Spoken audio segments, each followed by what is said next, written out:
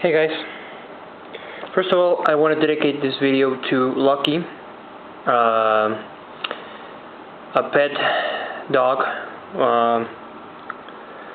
which belonged to my friend who died today. He was 2 months old. Unfortunately he died of an infectious disease, and well, we're all very sad. I just wanted to dedicate this video to him.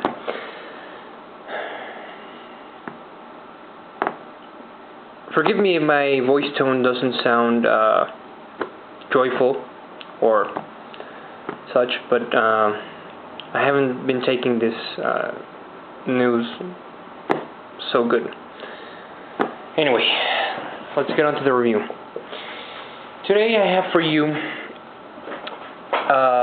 one of the good guys from Transformers Generations. This time it's Autobot Drift's turn. Mr. Drift here. We see, let's take a look at the package, which this guy comes in. Transformers Generations, a still image from him. Autobot Drift, the Hasbro logo, of course the Autobot symbol. The level, which I believe this is a difficulty level for transforming him. On a scale from 0 to 5 marks 4, which is intermediate, and yet it's not so easy to transform. On the back, the same Autobot Drift, Autobot, the Autobot logo,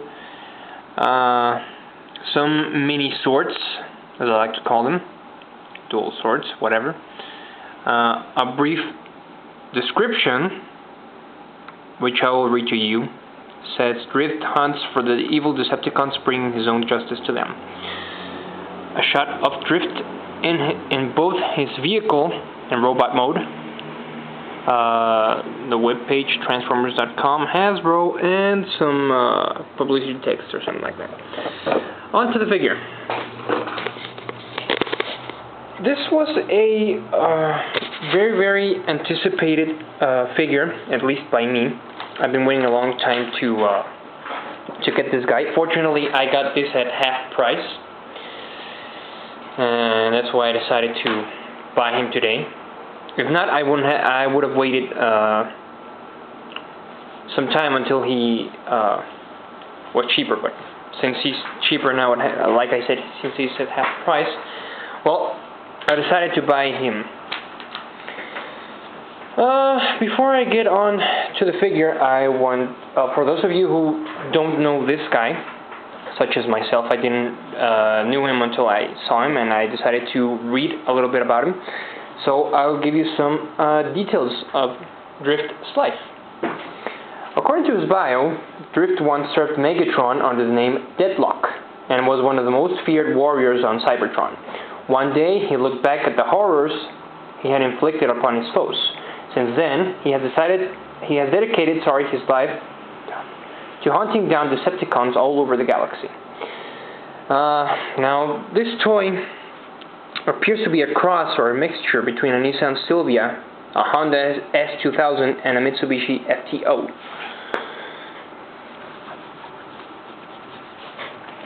Okay, this being said, on to the figure itself. This car is absolutely amazing. I loved the design on the car. I wasn't too keen about the color at first, but since it's a mixture between white and red, I like this. We see the lights on the back, incredibly well detailed, the exhausts, the spoiler,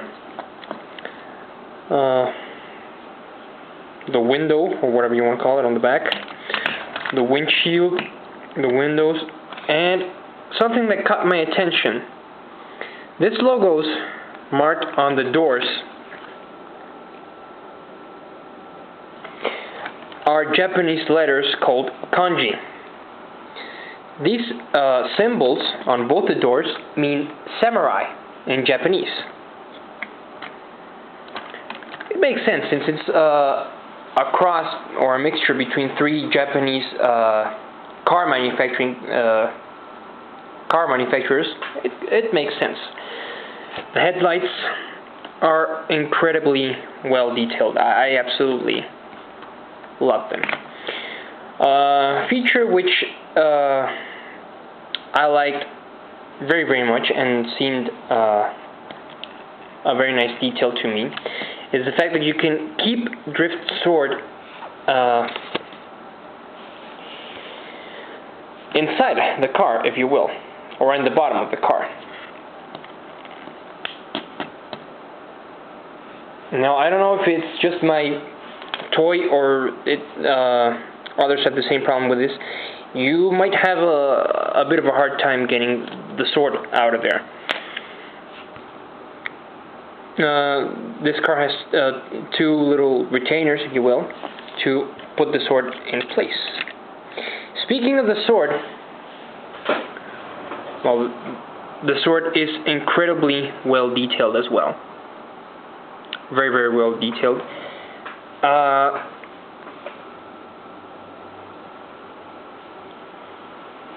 The longsword, as they call it, features kanji as well, all over the blade. This Japanese letters, I don't know if you can see them. Maybe you don't see them, but those of you who have the figure will know what I'm talking about. Now, if you can't see them very well, please take my word for it. The kanji words along the sword mean Tenka Muso, which means peerless under heaven in English, which is a very, very nice detail for the sword. The markings are the same on both sides of the sword. Since he's a Japanese car or transformer, Hasbro decided to, or well, the creators of Drift decided to make this robot or this Autobot some sort of a Japanese samurai themed robot, which is kind of cool. I don't have a problem with samurais. Now, this being said, let's transform this guy up. I do apologize if I take too long transforming him, since I've only transformed him once, and well, I don't have much experience with him. But the vehicle, or the transformer, if you will, comes with instructions to transform him from vehicle mode to robot mode, and vice versa. If you don't want to break the damn thing, well, you might as well read the instructions. I'll try to transform him as quickly as possible, with or without the instructions. But I'll let you have a final look at him in his car mode. Oh, one thing I forgot to mention, he can move forwards and backwards. He can't move too well, but he can move alright. So let's transform this guy up as quickly as possible.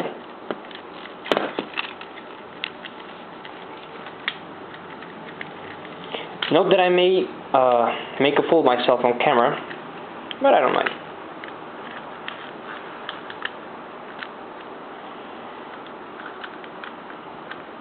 On second thought, I'll transform him off camera.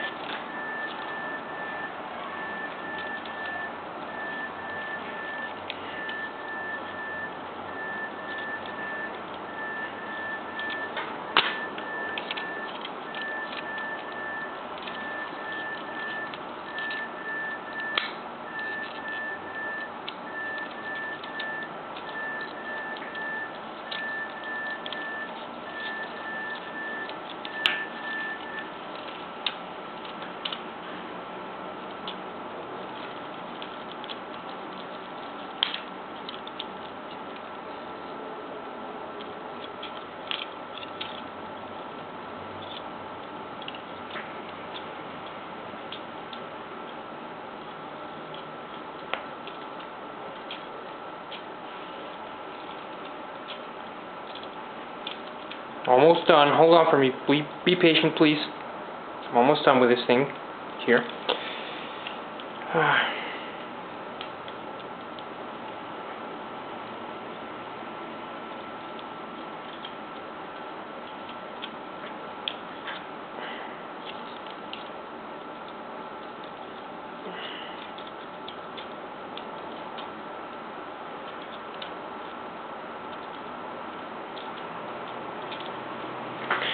Okay, here we have him.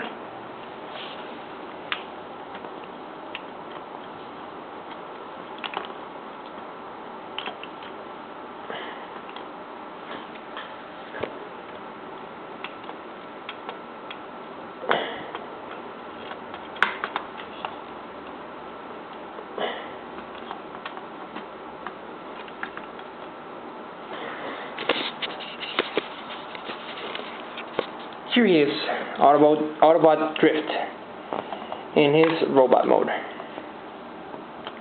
Let's put a sword, samurai sword, in him.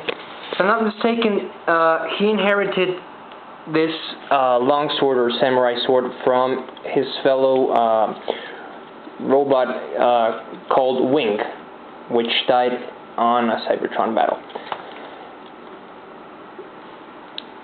The figure looks absolutely amazing, in my opinion. In terms of articulation, he comes with a swivel head, swivel elbows, swivel wrists, swivel hips, swivel knees, and swivel ankles, if you will. Now, one very cool feature which I loved about this vehicle is that he has two swords that can be placed in here, and the swords fit nicely in his hand, like so. Again, the mini swords are kept here, and well, so there you have it, folks. Autobot Drift. I hope you enjoyed this review. Take care, and may the Force be with us